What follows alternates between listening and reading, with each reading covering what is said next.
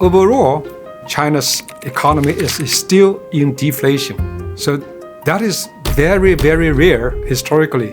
Very few major economies have ever had deflation for 2 consecutive years, not to mention 3 consecutive years. So what was the reason behind this? I would characterize the current state of the Chinese economy as half fire, half ice. There are 2 sides to the Chinese economy.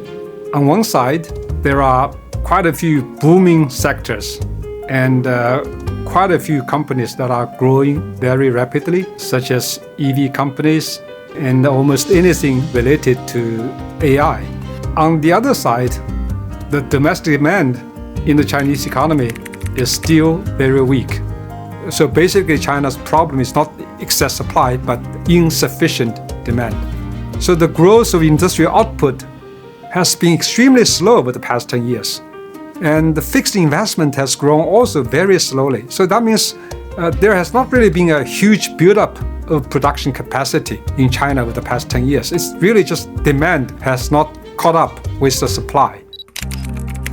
It's very important to address the shortfall in aggregate demand right now and forcefully. The best, the most direct, effective tool for stimulating consumption is issuing large-scale, unrestricted consumption vouchers. China, of course, has already adopted some consumption vouchers, but then the problem is that all these schemes have been too limited in scale. 100, 200 billion renminbi sounds a lot, but that is only like 0.1% of China's GDP. So that's not enough, because the gap is probably 3-4% of China's GDP.